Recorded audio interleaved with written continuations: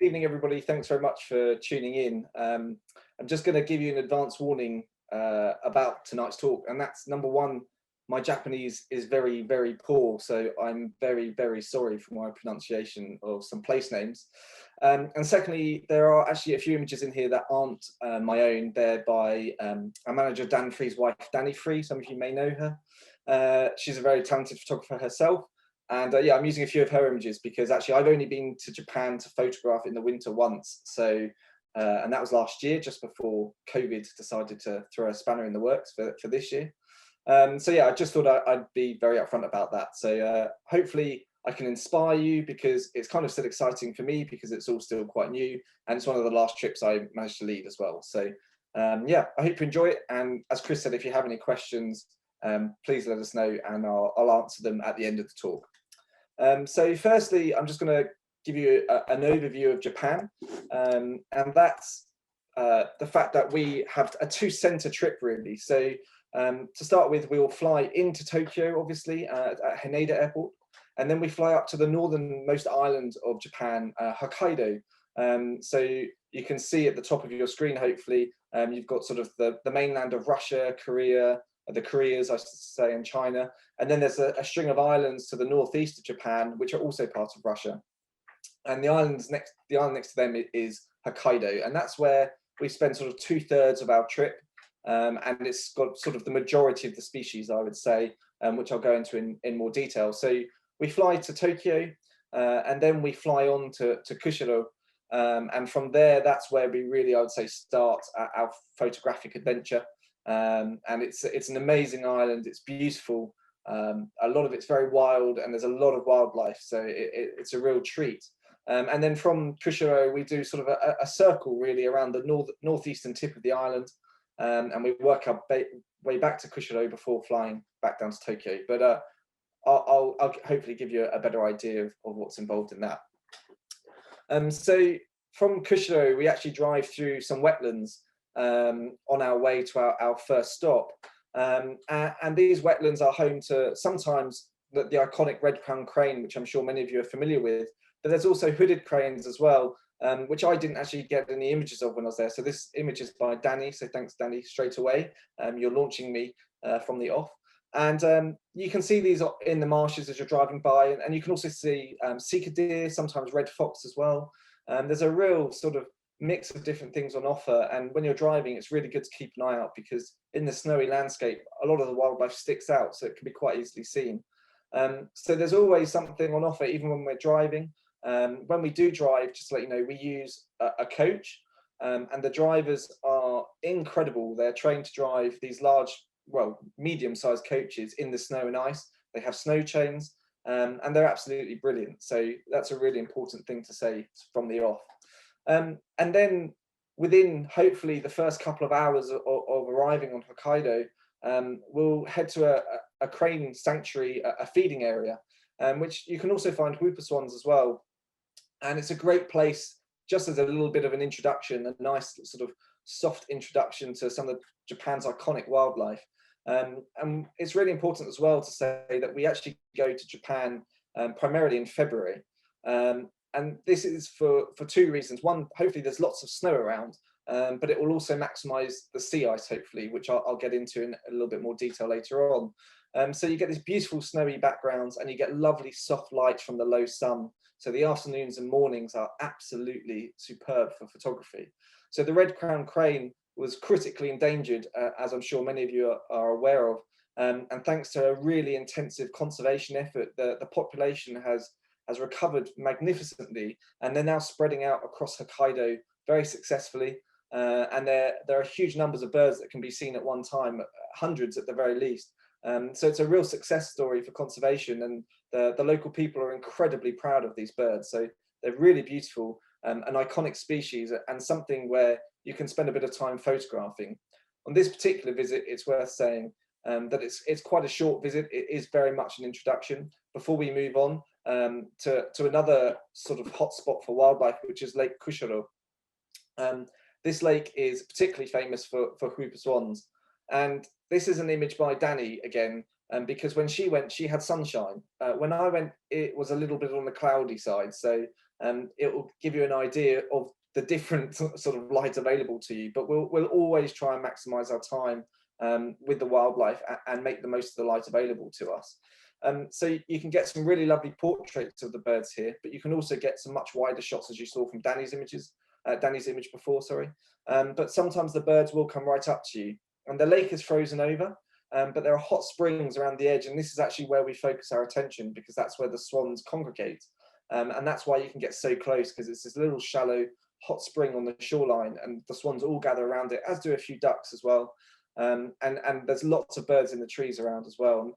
Some of them will be endemic to Japan, and some of them are migrants and things like that. So there's loads of stuff on offer right from the off. And this is before we've had our first proper night even on Hokkaido. So you can build up a really great portfolio of imagery, particularly if the light's favorable.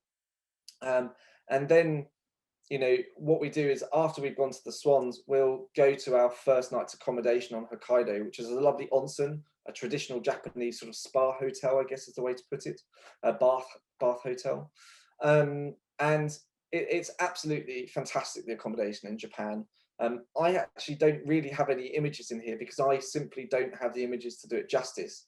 But it is an experience unlike anything you will ever have, I would say, outside of Japan itself. And Hokkaido itself is home to some of the best onsens in Japan. So it's a fantastic experience, and the food is brilliant, particularly if you love Japanese food. I have to say I'm not the biggest fan, but even some of the food for me was still absolutely excellent. And the people are truly wonderful. I really can't recommend them enough. So that gives you an idea of what the swans are like in terms of the landscape, and you can see how close you get here. And some of the birds will literally come right up to you, and there's absolutely no fear. And that's an apparent thing with Japanese wildlife, actually, is most of the wildlife is very, very approachable. And as a photographer, that's exactly what you want. Ideally, I would say you need a longer telephoto lens at times, particularly for some of the birds and eagles. But for times like this, a wide angle is fantastic, or a shorter medium zoom telephoto is brilliant too. One of the important things I would say is that leading a photography tour, I'll always try my best to help you get the most out of the photographic opportunities. And if you want the help, I'll be there on hand and talk you through exposures, particularly with snow. It can be quite tricky. You get a lot of highlights and underexposures and things like that. So we can always go through that at the time. So the next morning we go to an absolutely amazing place called Ottawa Bridge. I have to say this isn't one of my photographs because when I went, it wasn't sunny. Again, it was the same weather as the night before. It did actually start to brighten up typically after dawn, but this is what we go for. So we go to a place called Ottawa Bridge, and it's where red-crowned cranes come to gather in the sort of warmish water of a river, and it is absolutely amazing. Hundreds of cranes gather here, and sort of overnight they spend the night roosting here, and then you see them start to fly out, and you watch them fly over you as you're standing on the bridge. So they fly all the way along the river towards you, and it is incredible. To give you an idea, this was the scene I had. So it was a grey morning, and this was actually after a lot of the cranes had already flown away, but it is still incredible. And the light changes, and as the cranes fly towards you, it's a really amazing experience. They will literally fly right over you, and some of them will even feed in the water in front of you. And typically it was at this moment, sorry, that the sun came up, pierced its way through the clouds, and provided a bit of backlight, so you can play around with your settings and try and maximize the options available to you. It's a real privilege to go to these places and to see such majestic birds, such proximity to you as they fly over, but also in the landscape, is unlike anything else I've experienced, actually. And particularly with the snowy landscape all around you, it's just a magical feel to it. The temperature, just to let you know, can vary quite dramatically.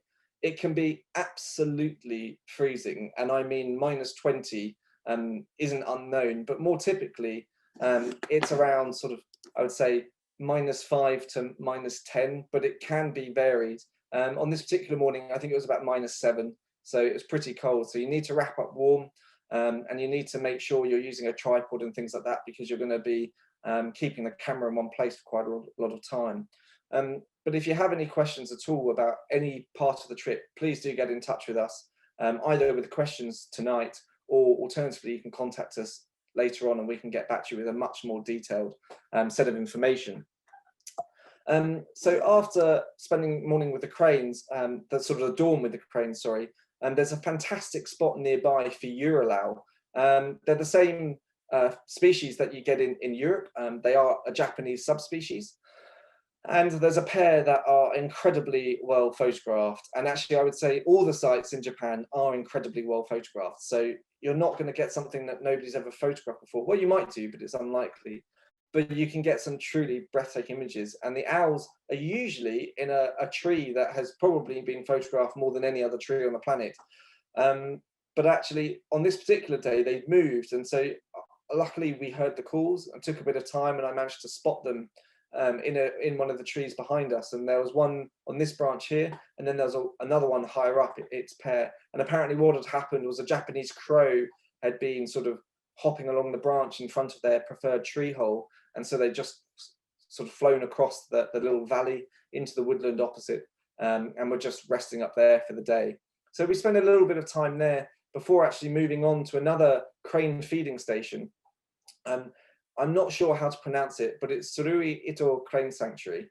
And it's where a feeding program takes place, and they get hundreds of cranes. So what we do is we get there for when they're feeding the cranes, and it is an amazing sight. Our aim here is not only to get all the cranes together, but to get isolated cranes as they dance, and some of them will squabble and fight.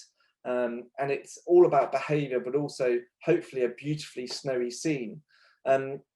As I said, the light got much brighter as the day went on. So actually it was sort of too sunny by the time we got to the cranes typically. But it's still an incredible sight. And photographically, it's amazing to capture behavior of them leaping around, flapping their wings. And you see young birds trying to pair for the first time, and mature birds renewing bonds, and then pairs squabbling as well. So the photographic opportunities truly are exceptional. So again, wide angle lenses, but then anything up to 500-600 mil is absolutely perfect. You get a real contrast, and some of the cranes will come within a few meters. There's a fence line to keep you sort of away from them so that people obviously don't interact with them. But some of the cranes will come remarkably close, and it's a great time to focus on individual details. But for me, it was all about the interaction between the birds, and you get feathers flying, and the dancing and the leaps are just remarkable, with beautiful lighting, sometimes really powerful backlighting, and it really is quite exceptional as a photography opportunity, but also just as a spectacle for any wildlife enthusiast. So I would say the cranes are one of the biggest draws in Japan, without a doubt. And when you're in this location, not only will you see them sort of on the ground, but you'll see them coming to the site and also leaving as well. So there's an opportunity to get more bird and flight shots. And more often than not, you get them in little clusters like this, little groups. And so you can get these lovely shots as they're flying down across the trees. If it's a snowy day, you quite often get a beautiful, clean white background. But there's always a bit of snow on the ground. And last winter, actually, when I went, was a particularly mild winter. It was particularly warm during sunny days. And yeah, so there wasn't as much snow as we would have hoped for, but obviously that's nature. The year before, I think they'd had record snowfall, so you just never know what's going to happen.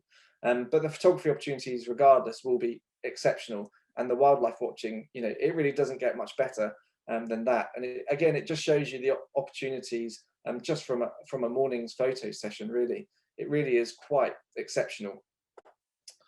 So from here, it's sort of, we then go back for the afternoon. We can go to an amazing extinct volcano, to a crater lake, and you can have a look around. But there might also be the opportunity in the afternoon to go back to the swans and have a second session with them.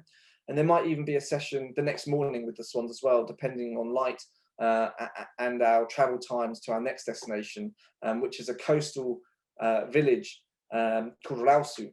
But before we go there, we go to an amazing volcanic area called Sulphur Mountain.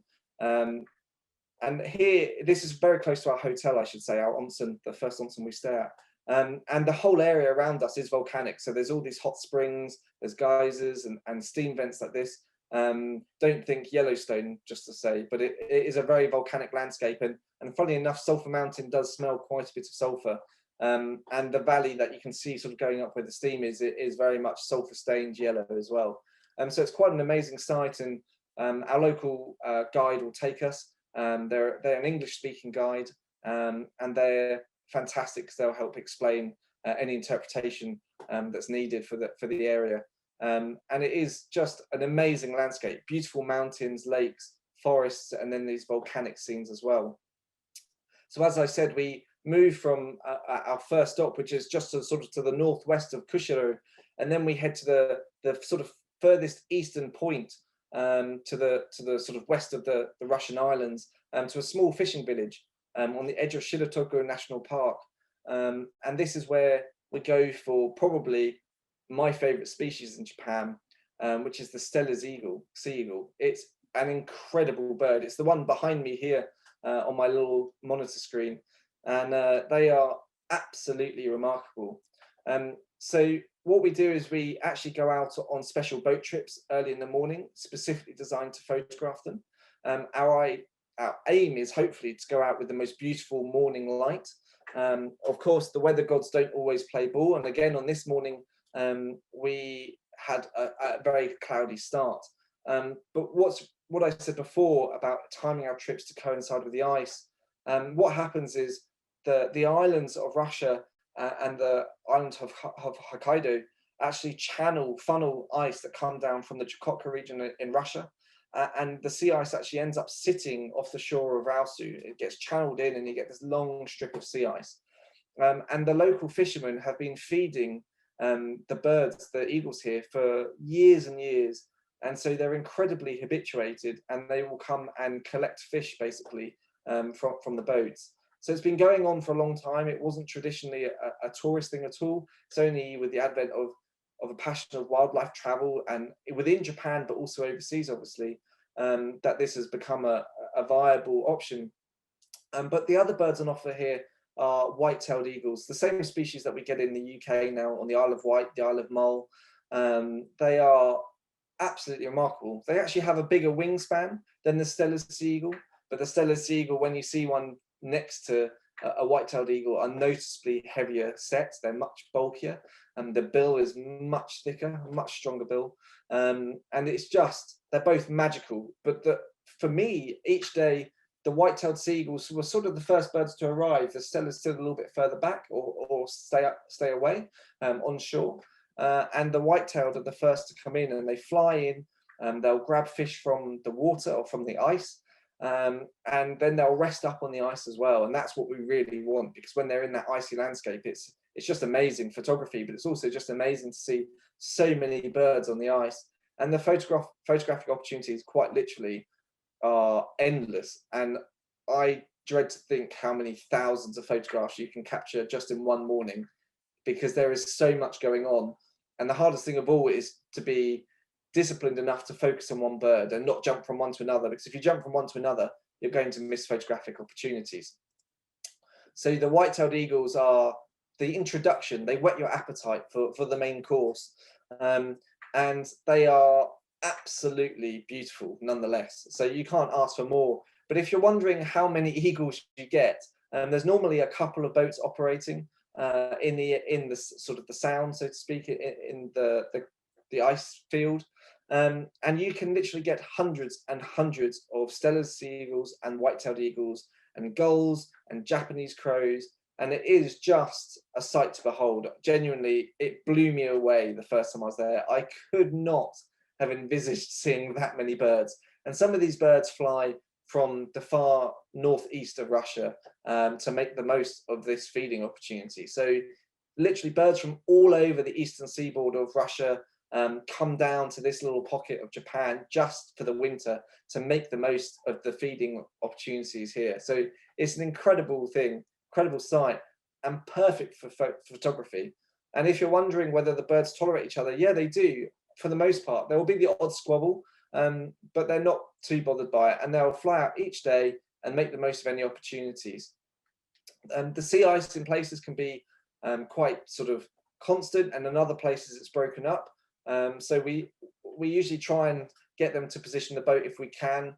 It depends obviously on the safety of the boat itself, and they won't go into the really thick ice, so they'll park up in the shallow ice, and they always have a route out, so they don't like to be enveloped.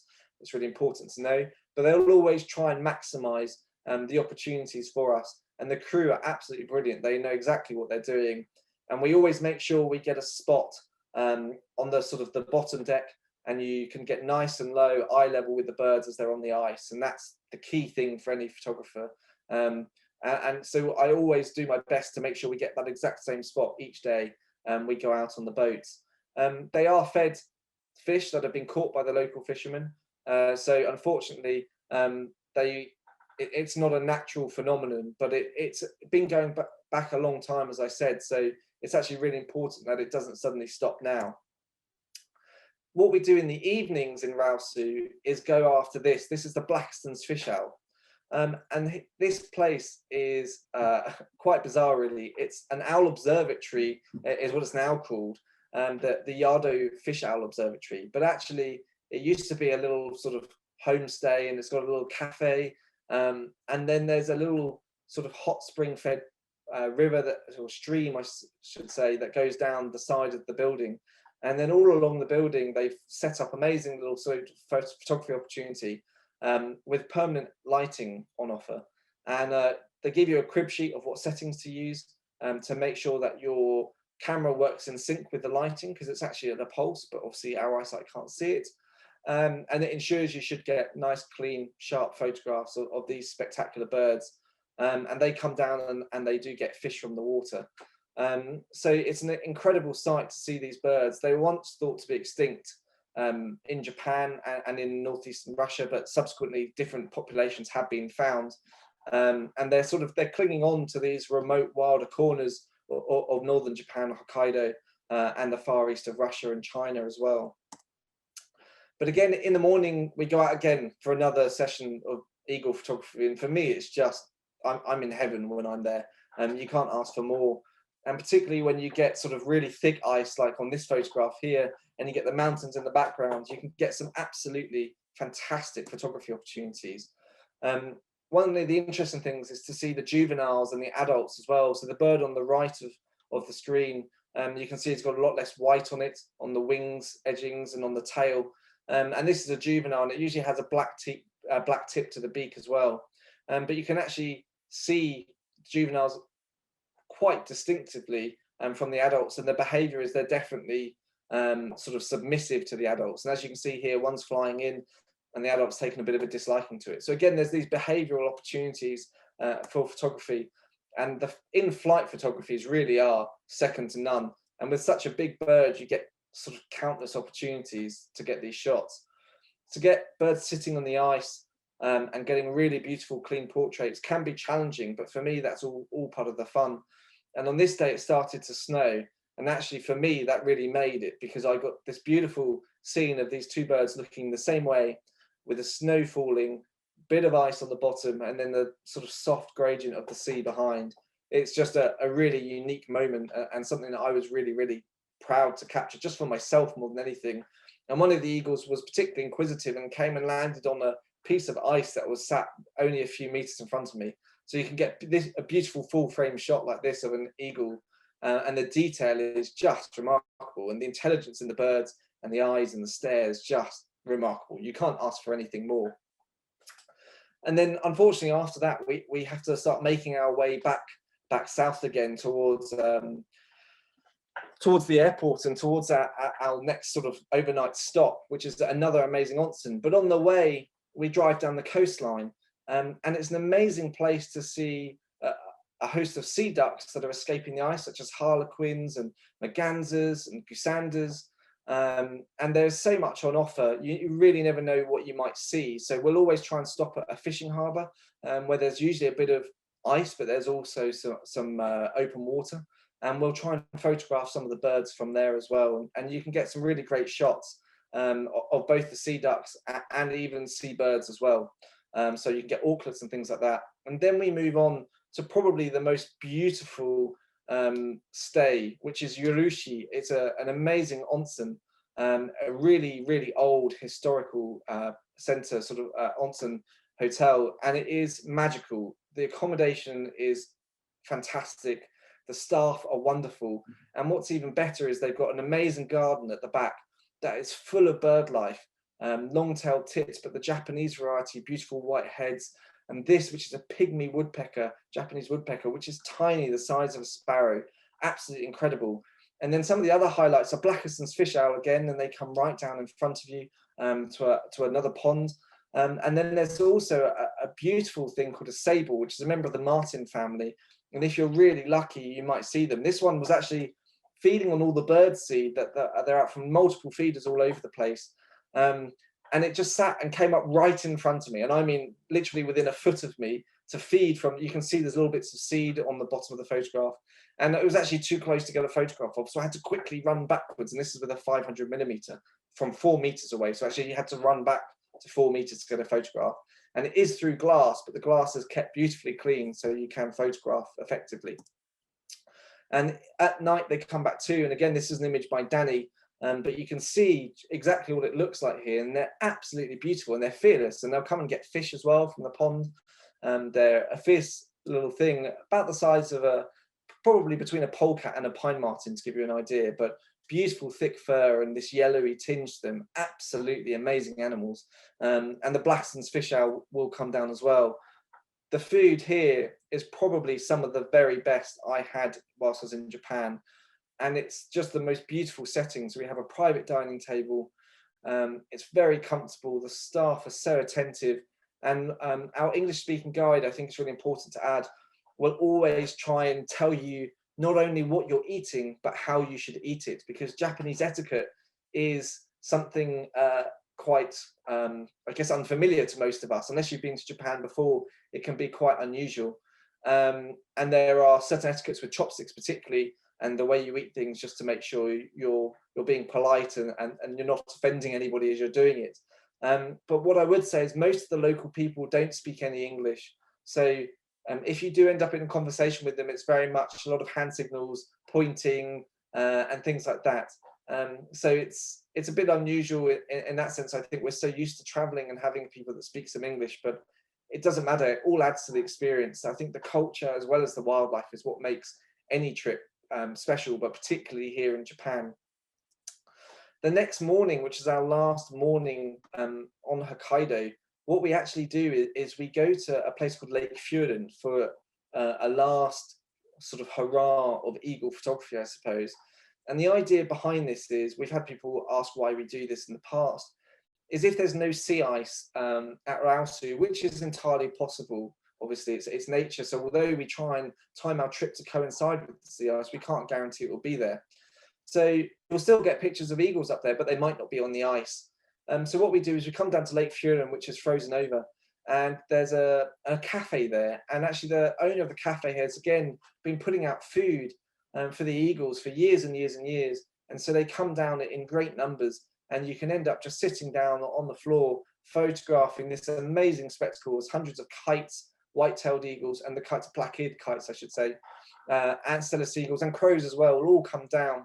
And it's even possible here to see, if you're lucky, red fox and sika deer as well. So you never know what might turn up in the background, but there's always eagles on offer, and it's intense. And here you do get squabbles as the birds sort of jostle for position. But you can also get these beautifully simplistic images of eagles surrounded by the ice. And here in this image, you can see there are some deer crossing the lake in the background. So this is a frozen lake, and I'm actually laying on the lake surface, which doesn't always happen. It depends on ice thickness, obviously, and safety concerns. But here, you, like I said, you will get these squabbles and the interaction between birds, not only between the Steller seagulls, but more often actually between the white-tailed eagles and the kites. So it's a great time to get those sort of squabbles and watch them fighting.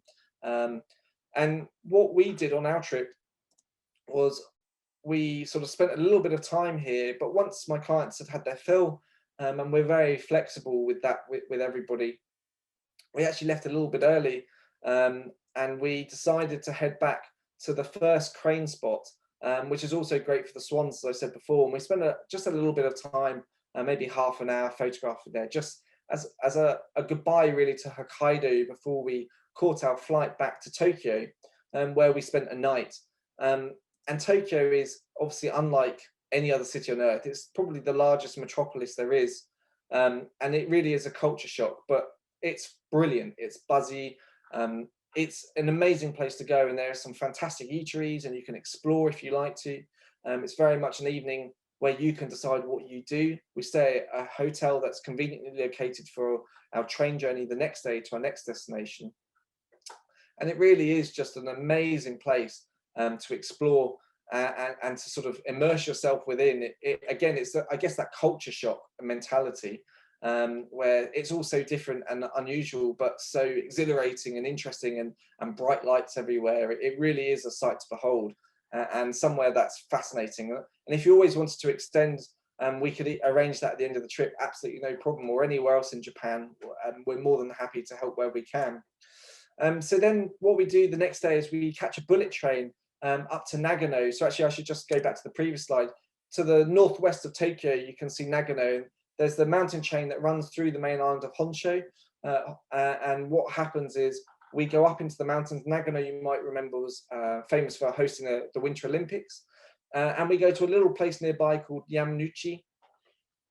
And Yamanouchi is famed for its Japanese macaques, or snow monkeys, as you might know them. So that's our next sort of adventure. So we catch the bullet train there, and that in itself is a magical experience. What we normally do is we go to a little convenience store, buy some lunch, some sandwiches, and some Japanese oddities as well, which are always exciting. We catch the bullet train, which is just beautiful. I mean, it's an experience in itself, just in the way you board it, to sitting on the train, to the speed of the train, obviously, and the journey through Tokyo and then into the mountains is just magical. It's hard to describe. Again, it's unlike anything else I've ever done. It's a purely Japanese experience, and that makes it all the better. And then we end up in the mountains in the center of Japan, and this is Yamanouchi. So we catch the train to Nagano, and then what we do is we have a bus that drives us up here with a second English-speaking guide. So we have one for Hokkaido, one for Japan, and sort of who just helps us catch the train, really. And then she'll bring us to Yamanouchi. She doesn't, or he, whoever it is, and they won't necessarily stay with us in Yamanouchi, because once we're there, it's all very well organized. And we stay at a fantastic hotel in this little town right by the river, looking out across the town. And then we have the afternoon at leisure. You can go to the monkeys that afternoon.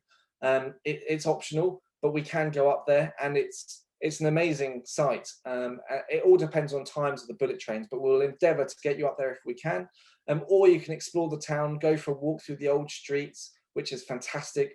There are even monkeys around in the town itself, so you never know what you might see. Down by the river, there are loads of birds. So there's always something around to photograph, or just enjoy a view from your hotel room, for example. There's some amazing views from your hotel just over the beautiful landscape.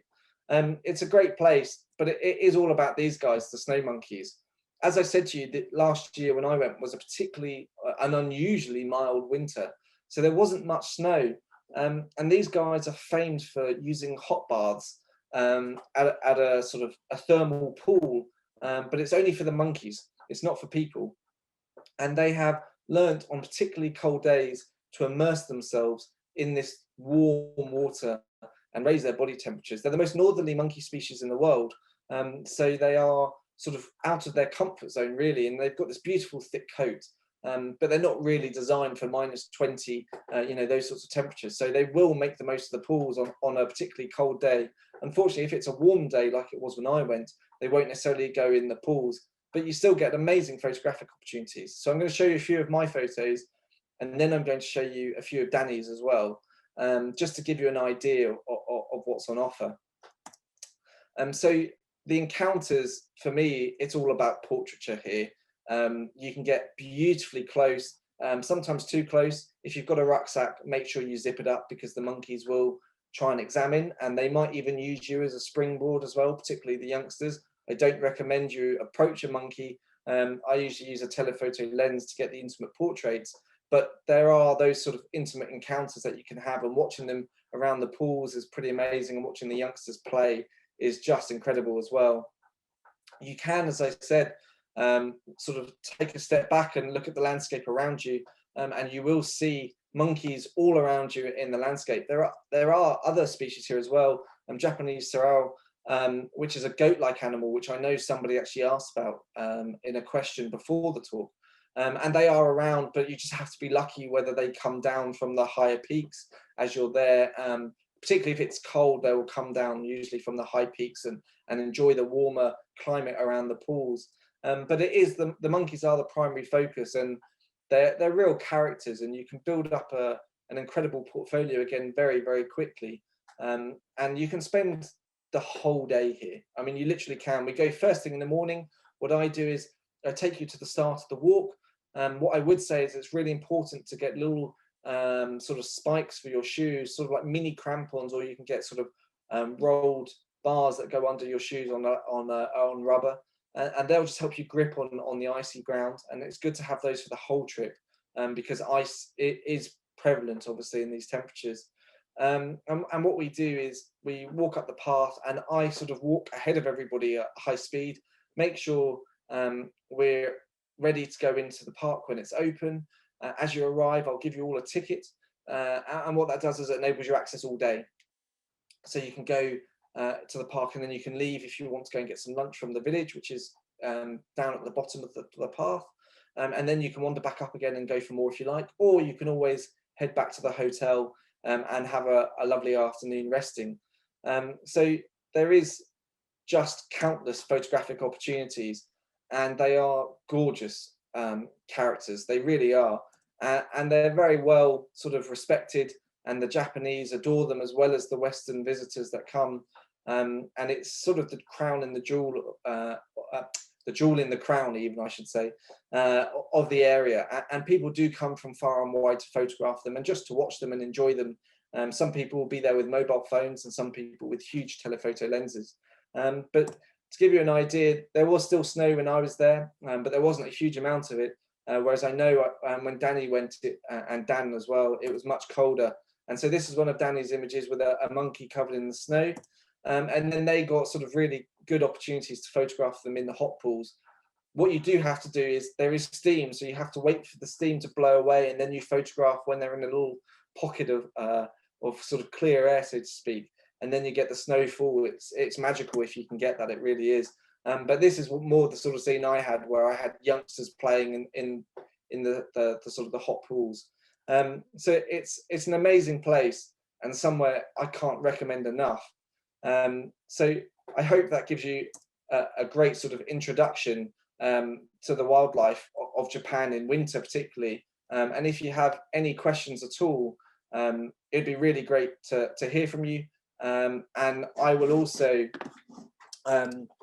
be prepared to answer any questions at a later time, or if I don't subsequently know it, we can always find out from other people. And we will get back to you as soon as we can. So thank you very much for listening. And yeah, if you've got any questions, I will do my best to answer them.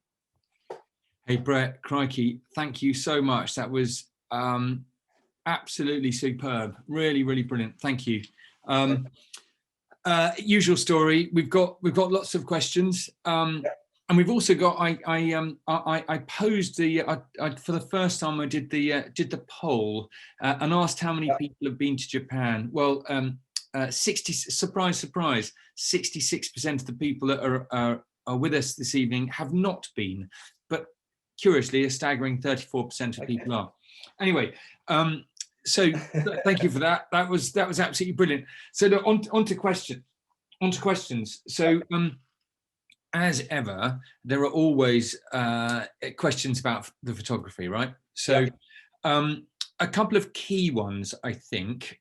Guy has said, has posed a question, as a user of an ordinary Panasonic point and shoot camera, this is all a bit daunting. So my question to you is, should it be? I'm going to kind of know the answer, right? Because I know how you run the trips, but what are your thoughts on that? Yeah, absolutely not. So to give you an idea, on the trip that I ran last year, I had a couple of people that didn't have big high-end SLRs at all, and they just literally wanted to enjoy the wildlife. And what I usually say with any photography tour, is rather than rushing around like a headless chicken and sort of trying to see as much as we can, we actually just spend a bit of time enjoying the wildlife. And primarily that's to maximize photographic opportunities. But if you just love wildlife, it's a great way to watch behavior. So if you're not a massive photographer, it really doesn't matter. You're more than welcome to come along and you'll have a great time. It really doesn't matter. Because apart from anything else, Japan's such a fascinating place, and you're seeing such beautiful things. Absolutely. Beautiful country. Michael has asked a more specific question, which is about what lens you're using to take the photos of the Steller sea eagles, and particularly f-stops.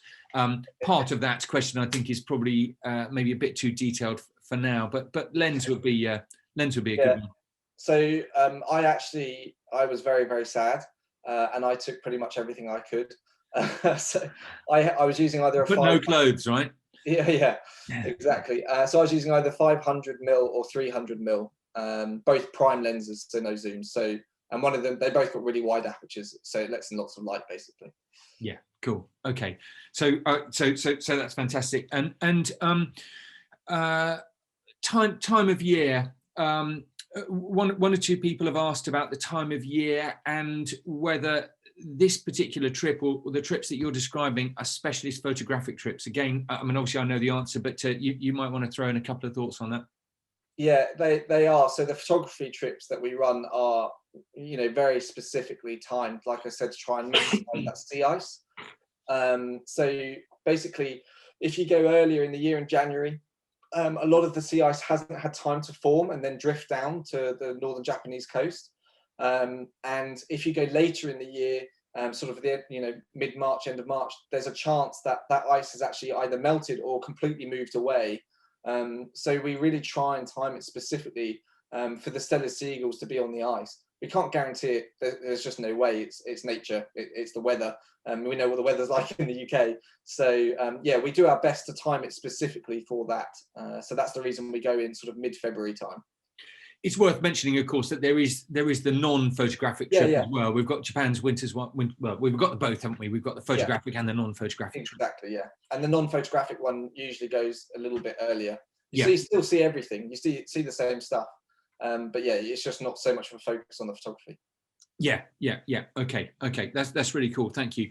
And what about traveling around? Obviously, you showed the cracking shot of the bullet train. Yeah. I mean, it wasn't moving at that point, so it's easy to photograph, right? Yes. But what about traveling around in Hokkaido? I know you mentioned it at the beginning, but might just reiterating. Yeah. So we use sort of a medium-sized coach, so there's plenty of space. So you get, I mean, there's way too many seats really for the number of people on the trip. But what it means is when you've got camera bags and you've got winter coats, which you have to take off, and when you get on the bus, obviously it's nice and warm, and you've got all these layers and you have to subsequently strip off. What you actually don't want is a small little vehicle where you haven't got any space. So we have these lovely big buses with plenty of space with an amazingly skilled driver, and they'll drive us from place to place. And you think there's no way you can drive a coach on a sort of an icy road, but I tell you, they are incredible, and I never once was concerned about the safety. They really are absolutely amazing. So yeah, normally we use the coaches to drive around.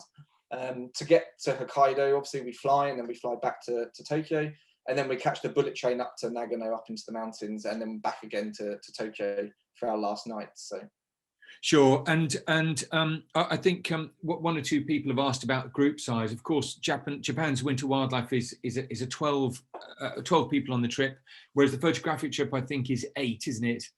I think you take a maximum of 8 on the photographic trip, and it's an 18-seater coach. So as you say, there's plenty of space. Yeah, absolutely. And it's not what I'd say. It's not like one of those sort of 17-seater minibuses like we get in the UK. They're a proper coach. So nice big coach with plenty of space. Yeah, exactly. And yeah, group size is 8 purely because if it's any bigger than that, I don't feel I can give my time to every member of the group. No, and that's really important. And you're doing workshop on the photographic trips. You're doing workshops and stuff as well, aren't you? Yeah, so I normally kind of in the field. Yeah, I do them on an informal basis primarily, because it's hard necessarily to get everybody in the same place. So normally someone will say, "Oh, how should I set my ISO with my aperture at this time? How can I maximize depth of field or things like that?" Yeah. So if anybody has any settings, then I do that. And then normally what I do is in the evenings or stuff like that, I sit down with people. and go over sort of the post-processing, you know, the photographic suite of Photoshop and Lightroom and things like that, and help people maximize their imagery if they want to. If they don't want to, they don't have to have any help at all. They can just photograph. And some people just come purely for the company of other photographers. Yeah, absolutely. And being obviously put in the right place at the right time, hopefully. And of course, I mean, as you said before, you know, seeing amazing wildlife. I mean, I know from my point of view, as much as I enjoy the photography, I'd be going there for Steller sea eagle, white-tailed eagle. Was it black-eared kite? Yeah, black-eared kites. They're more inland than on the coast. So on the Lake Furin. But yeah, absolutely. I mean, the bird life there is incredible, and there's loads of obviously much smaller birds around, sort of, which are either sort of endemic or semi-endemic. And then there are migrants as well that come in. So there's always something on offer for pretty much every interest. Oh my goodness, it looks absolutely amazing, I have to say. So let's think, what else? Language barrier. One or two people asked about the language barrier. I can't imagine your Japanese is especially good, is it, Bret?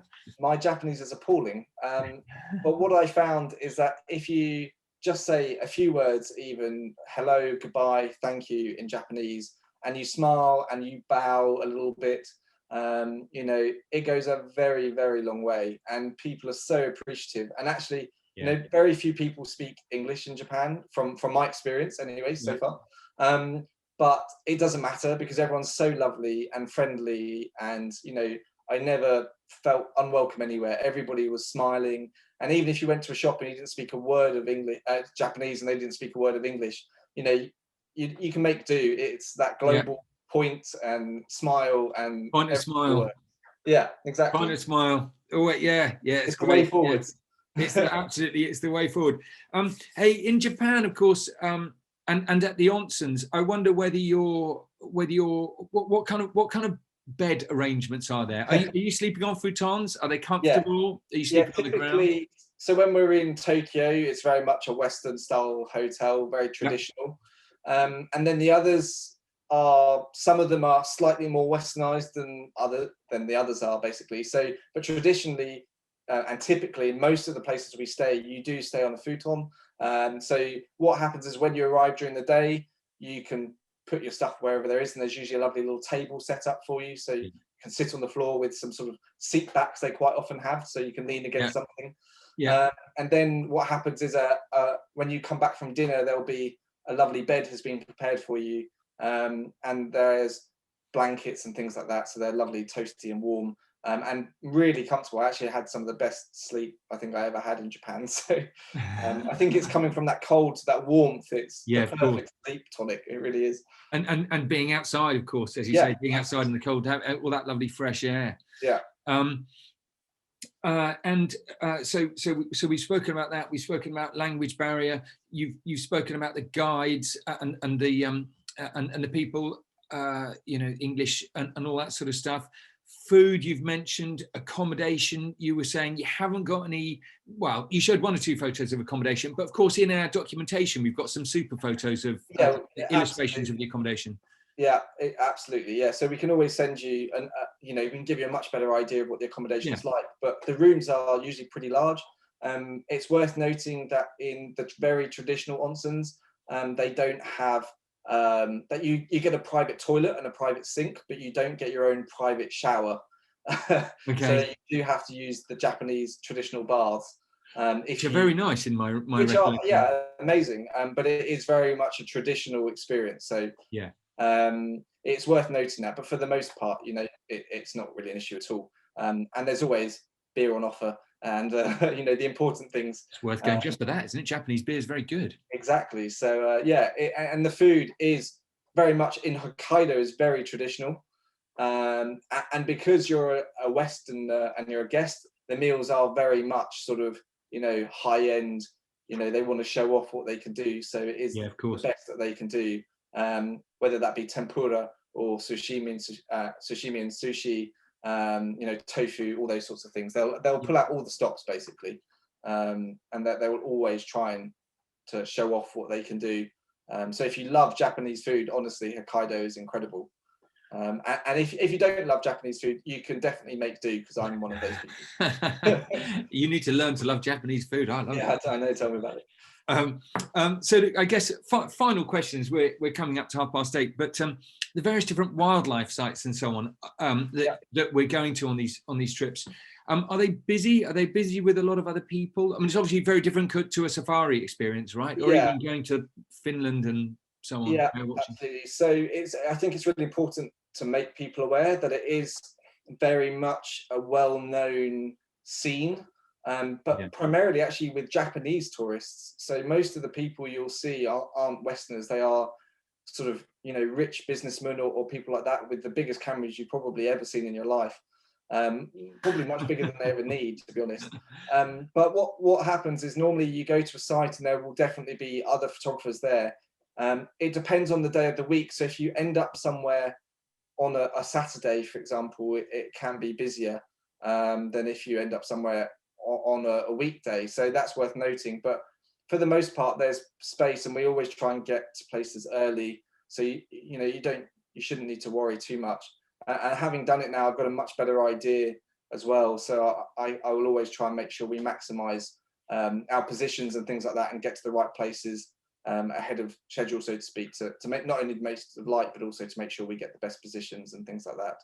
Yeah, of course. So there are definitely other people around, and it is really worth being aware that it's not like you're in your own private safari with nobody else there. So there are definitely lots of places where there'll be people around. Yeah, okay, that's brilliant. There is actually one other. Well, there's one question which I will answer. Someone's asking about dietary requirements and things like that, and I'm guessing that's provided they tell us early enough that it should be possible to accommodate dietary requirements. Absolutely. So I mean, for example, if you don't eat fish, they will cater for you 100%. And yeah, I mean, I didn't say that because I thought I had to give it a go, but I'm really not a fish eater. So, but it's Japan, so I just went along with it. But if you do have dietary requirements, we can definitely let them know in advance. And like I said, they'll do anything they can to accommodate people. They're so welcoming and so friendly that they want you to have the best time. So yeah, absolutely, that's not a problem. We'll always do our best. That's brilliant. And then I am just going to have to ask the final question, which is the third final question, which has been asked by John, which is actually a very good and very pertinent question, because of course the photograph you showed of everybody eating together, you are largely sitting on the floor, and of course I know from having been to Japan that's what you do. Yeah. If people have a problem with that, would you say that this isn't the trip for them? Well, so actually there's not often, so most of them know that there are Westerners coming. Yeah. So actually that one that looked like it was on the floor was very clever, because it's not on the floor. Oh, isn't it? Oh, how about that? Right, okay. Your legs go down ordinarily, but it looks like it's on the floor. So it's very clever. You have to slide along. Okay. You can't really just stand up. You have to sort of slide in and slide out. But normally what they actually do is they provide you with sort of seat backs and low seats on low tables rather than completely on the floor. So yeah, I think they know we're Westerners and we're not used to it. So they accommodate, and typically you will only be given chopsticks, but if you ask for a knife and fork, you can get one. Yeah. Okay. Brilliant. So they're aware of Western oddities. Yeah. Okay. I think our conclusion here is that Japan's a pretty cool place, isn't it? It's amazing. Yeah. It's definitely one of the most culturally different you'll experience, but also fascinating and enjoyable at the same time. Yes, and I have to say I'm kind of disappointed, at the very least, to say that I'm not going to be going there this year, but that's another matter. Hey Bret, look, that was outstanding. Thank you so much. That was really good, and thank you everybody for joining us this evening. As usual, we are incredibly grateful to you for spending your evening with us. So a quick promotion for two things. One is Helen's talk tomorrow, which is lunchtime, and it's on the South African trip. And then join me again. I hope you will join me again on Tuesday, when I'll be with Mark Cowardine, who will be talking to us about Wrangel Island, where you don't see Steller sea eagles, but you do see some scenery which is not dissimilar to what Bret was showing us, and also some other really amazing stuff, some great whales, and of course polar bears and lots of other cool, wonderful things. Hey Bret, thanks so much again. Thank you very much. And We'll speak soon. Thank you very much, everybody. I will end our webinar now and hopefully see many of you on Tuesday. All the best. Thanks, bye.